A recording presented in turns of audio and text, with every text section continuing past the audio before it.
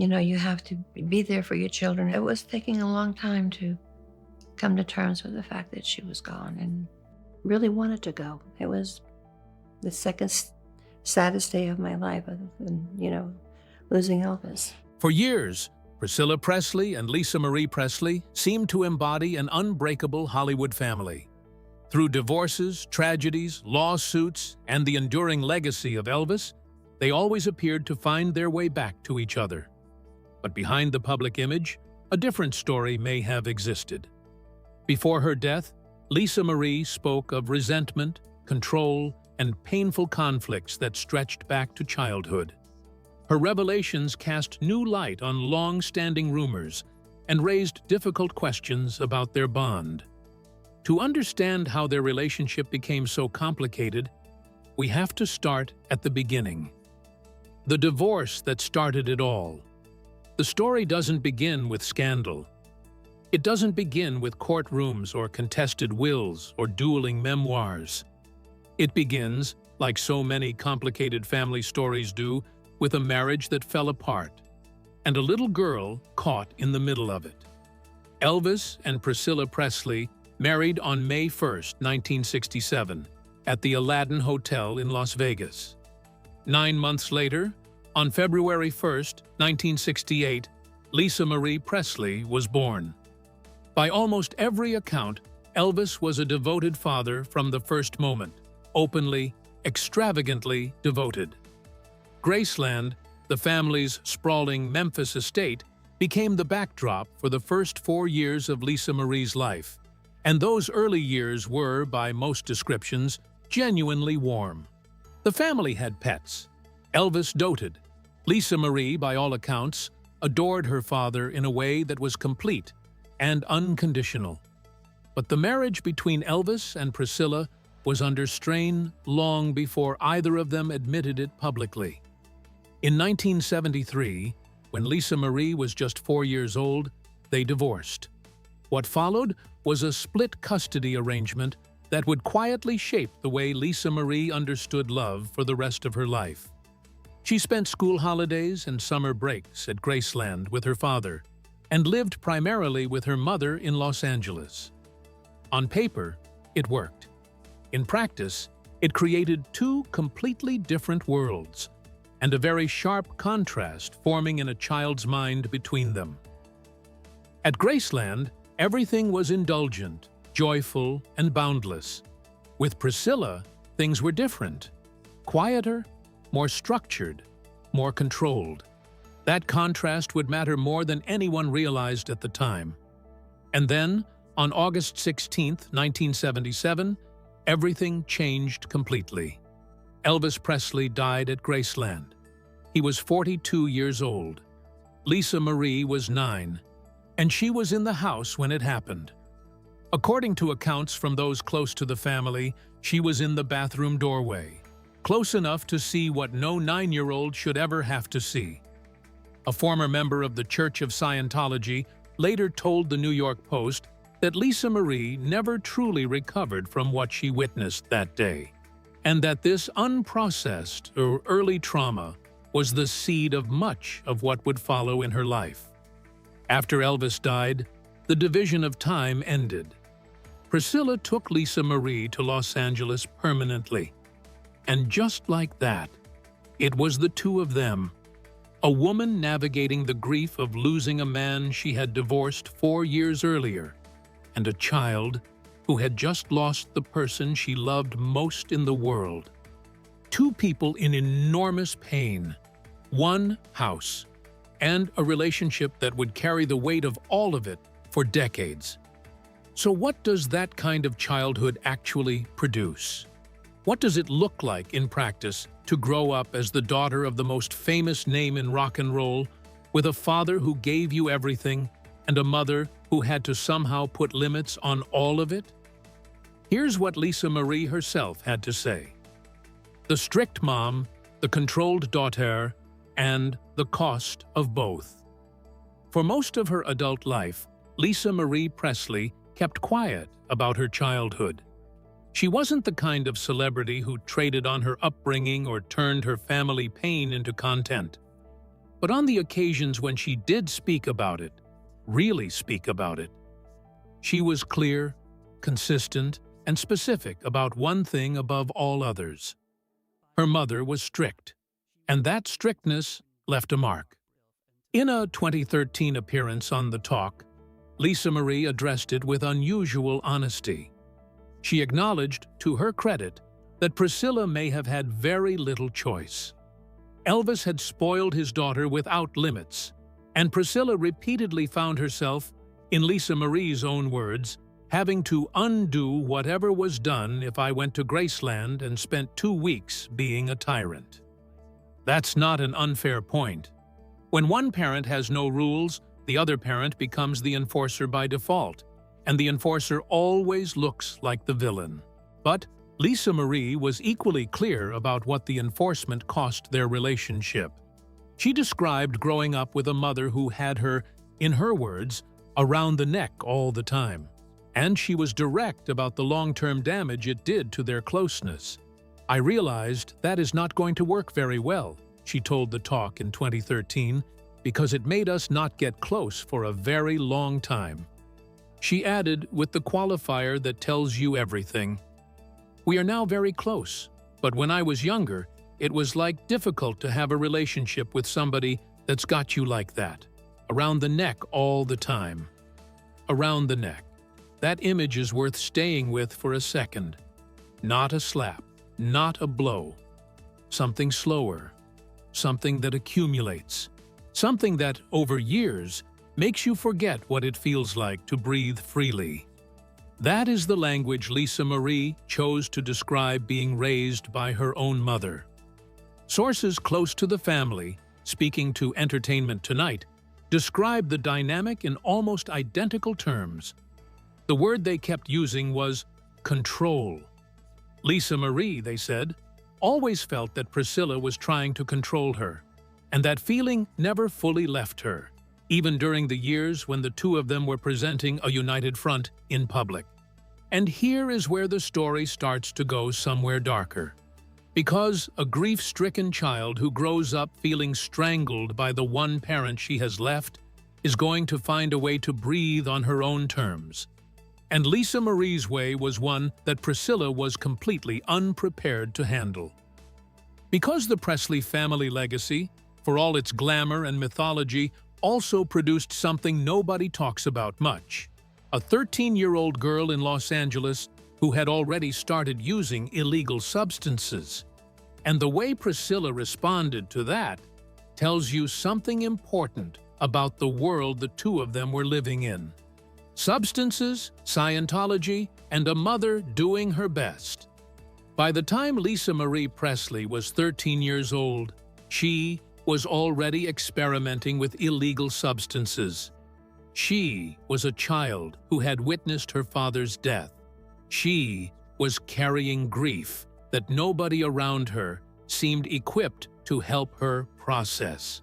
And she was coming of age inside one of the most suffocating names in American culture, with no real roadmap for any of it.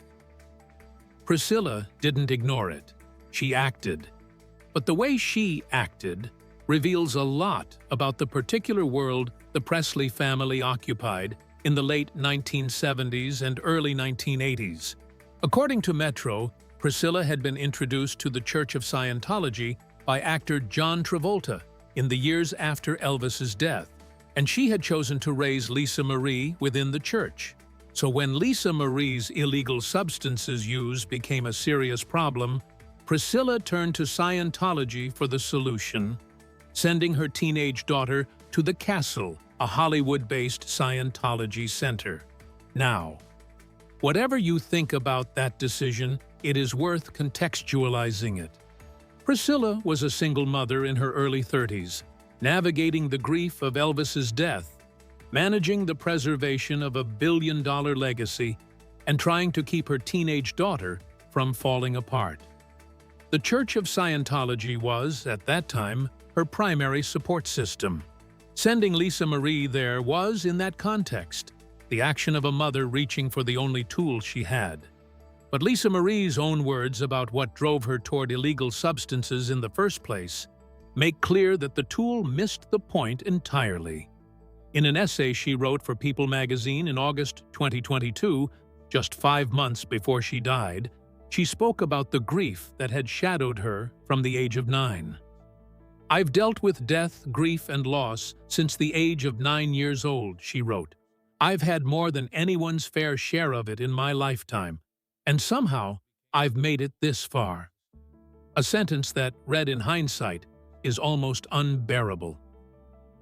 Lisa Marie eventually left the Church of Scientology, creating yet another quiet fault line between herself and her mother. The illegal substances use was never fully resolved, resurfacing with devastating consequences during her later years. But life continued. There were 4 marriages, 4 children, and years of effort between Lisa Marie and Priscilla to close the distance between them. And then came 2016, the Lockwood divorce, the custody battle, and the moment that by multiple accounts, Lisa Marie never forgave.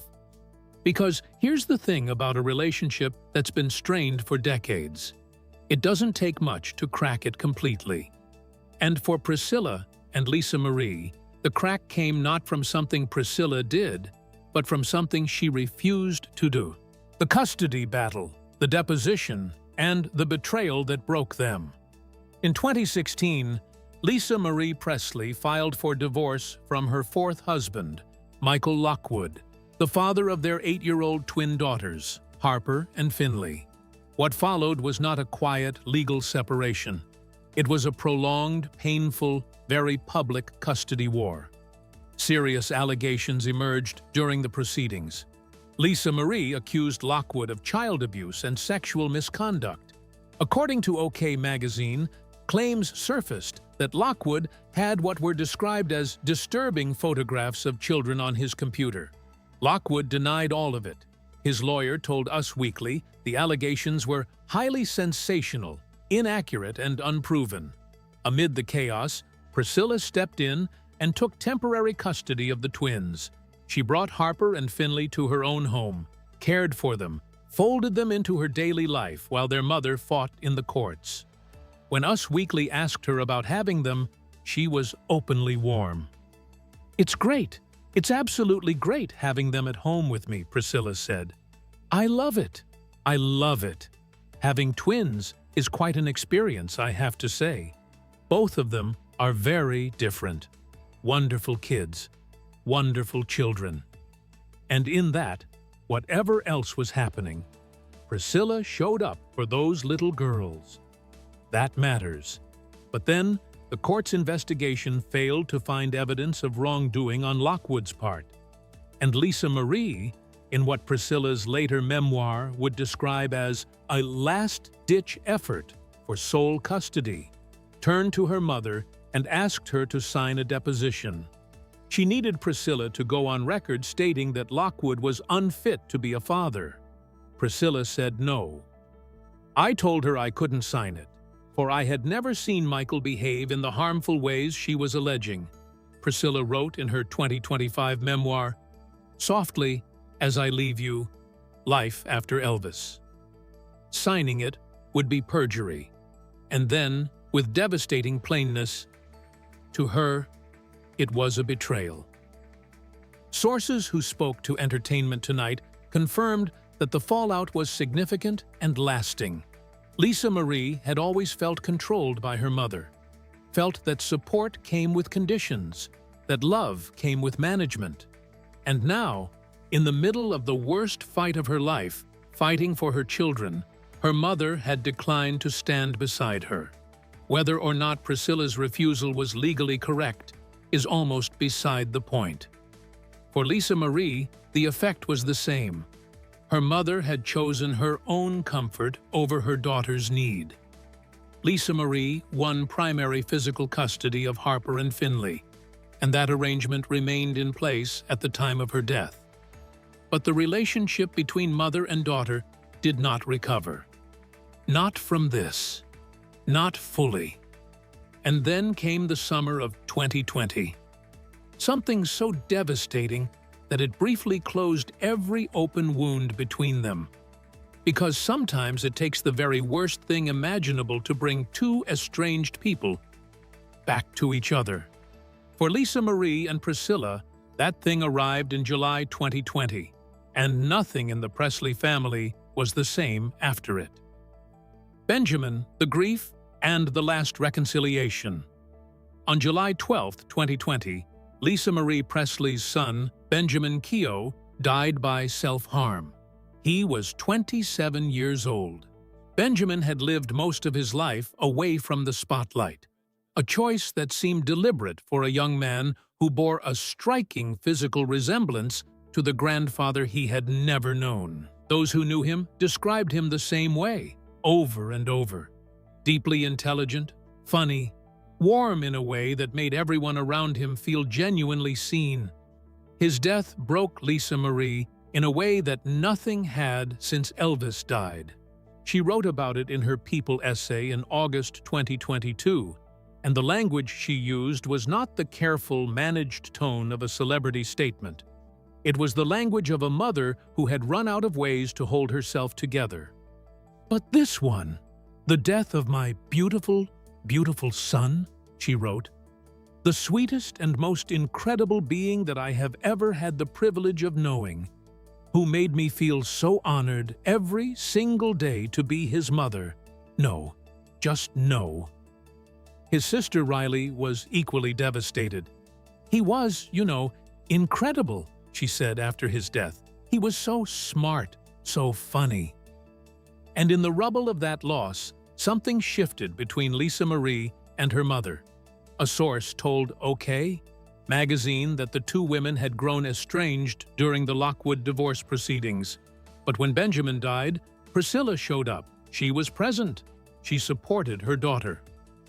The source said plainly, they became close again after Ben's death.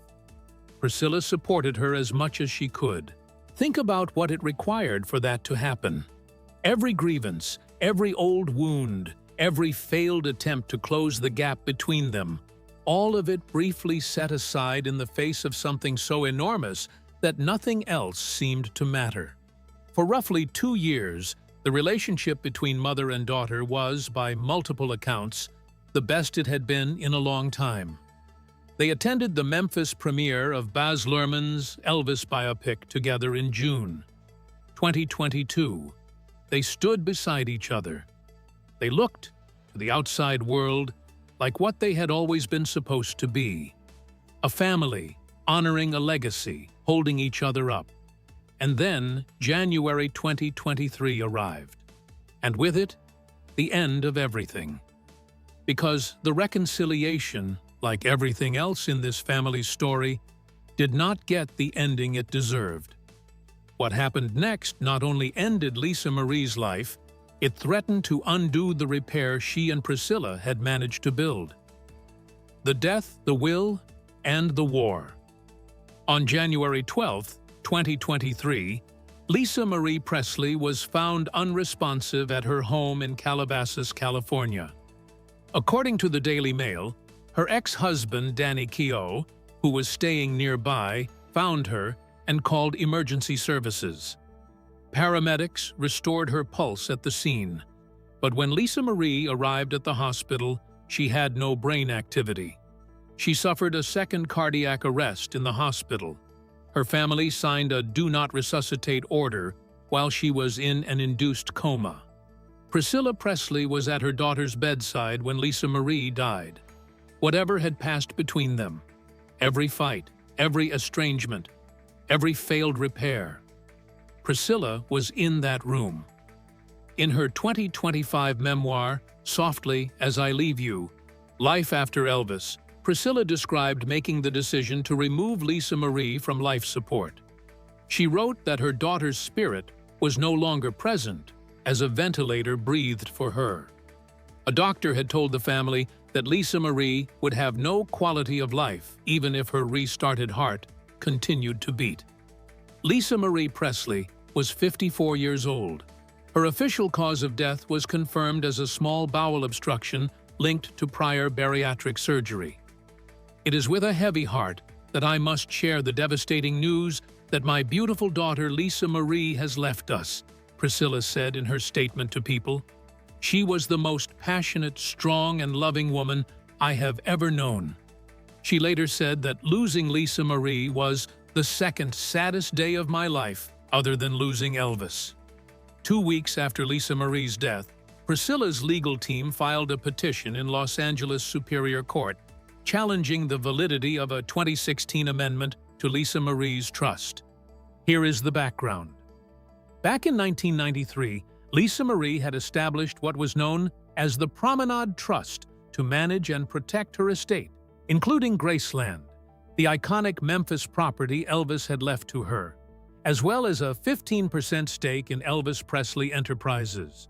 The original trust named Priscilla and former business manager Barry Siegel as co-trustees. But in 2016, Lisa Marie filed an amendment replacing both of them with her 2 eldest children, Riley Keough and Benjamin Keough. Benjamin's death in 2020 left Riley as the sole trustee. Priscilla's legal team raised multiple concerns about the amendment. Her name was misspelled in the document. The amendment had never been formally delivered to Priscilla as the trust required. There was no witness signature, no notarization, and most pointedly, Lisa Marie's signature appears inconsistent with her usual and customary signature. The implication, stated plainly in court filings, the signature might not be genuine. The response from those close to Lisa Marie was swift and scathing. An unnamed friend told NBC News, "Lisa's intent was very clear for her children to inherit her trust. Lisa really didn't feel that Priscilla was doing anything in her best interest. This is a money grab. She had no relationship with Priscilla." Sources told Entertainment Tonight that Riley Keough was deeply hurt by her grandmother's legal challenge. She felt it was tearing the family apart. She wanted a relationship with Priscilla, but at that point, they were not close. Priscilla, meanwhile, appeared publicly and told fans to ignore the noise, referring to an unnamed individual who had bought their way into the family enterprise and had no business speaking for the family. Nobody identified who she meant. The mystery only deepened the story. By May 2023, a settlement had been reached. By November of that year, a Los Angeles judge gave it final approval. According to court documents obtained by CNN, Priscilla received a one-time payment of $1 million in exchange for her formal resignation as trustee. Riley also agreed to cover up to $400,000 of Priscilla's legal fees. And Priscilla was granted the right to be buried at Graceland, beside Elvis in the meditation garden. To be clear about what that means, the woman who questioned the authenticity of her daughter's signature walked away from a legal challenge with $1 million, her legal bills covered, and a guaranteed resting place in the most sacred ground the Presley family owns. Riley Keough was confirmed as the sole trustee of the estate and the new owner of Graceland. She was 34 years old. Priscilla subsequently stated in a court declaration that her original petition had been misconstrued by the press, and that it was never intended as a fight against Riley. The law firm that had filed the original petition, she said, had been terminated. But here is where the story makes an important turn. Because Priscilla and Riley did not remain estranged. On January 15, 2024, just over a year after Lisa Marie's death, the two walked the red carpet together at the Emmy Awards, where Riley was nominated for her role in Daisy Jones and the Six. They posed for photographs. They smiled. Priscilla told Entertainment Tonight, through tears, "I think about her all day, all night. I miss my daughter very, very much." And Riley said of having her grandmother there, "It's very special. I feel lucky to have family here to support me." It was, by any measure, a public signal that whatever had fractured between them was, at least outwardly, being repaired. The legal battle had been painful. The estrangement had been real. But the family, it seemed, was choosing each other again. And then came the memoir, the one Lisa Marie had been recording before she died, in her own voice, on tape, with no filter and no publicist in the room. And what she said in it forced everyone in the Presley family to reckon with a version of history they had never fully confronted. From the grave, what Lisa Marie actually said. In 2022, months before her death, Lisa Marie Presley began recording audio tapes for a memoir she had long resisted writing. She had always said her life wasn't interesting enough to fill a book. What she almost certainly meant was that filling it honestly would require saying things she had spent decades keeping quiet. But she started talking. And then she died. And the tapes went to her daughter. Riley Keough described receiving them as her duty. She lay in bed and listened to her mother's voice, transcribed the recordings, and completed the manuscript that Lisa Marie had never finished. The book, From Here to the Great Unknown, was published in October 2024, co-authored by Lisa Marie and Riley, and became a global bestseller. It is important to be precise about what Lisa Marie alleged in that book, because precision matters here. She wrote that she felt unwanted by Priscilla before she was even born. She wrote that Priscilla didn't have great maternal instincts. She described feeling stuck with her mother after Elvis died. The jarring shift from a father who gave her everything to a household defined by rules and distance. She wrote about preferring to hit the streets as a teenager rather than stay home. She described a depth of disconnection that for Lisa Marie appeared to have started almost the moment Elvis was gone. And then she wrote about Michael Edwards. Edwards was an actor who dated Priscilla from approximately 1978 to 1984, roughly 6 years, when Lisa Marie was between 9 and 16 years old. In the memoir, Lisa Marie alleged that Edwards came into her room at night when she was 10 years old, and that what happened constituted sexual abuse. She described the first incident in specific detail, waking up, finding him at her bedside, his actions, and the words he said to her, that he was going to teach her what was going to happen when she got older. She wrote that she told her mother what was happening. The next day, according to Lisa Marie, Priscilla flew into the house, called Lisa Marie into her room, and told her that Edwards wanted to apologize. Edwards, she wrote, attributed his behavior to European customs. Priscilla stayed in the relationship, and the alleged abuse, by Lisa Marie's account, continued and escalated over time.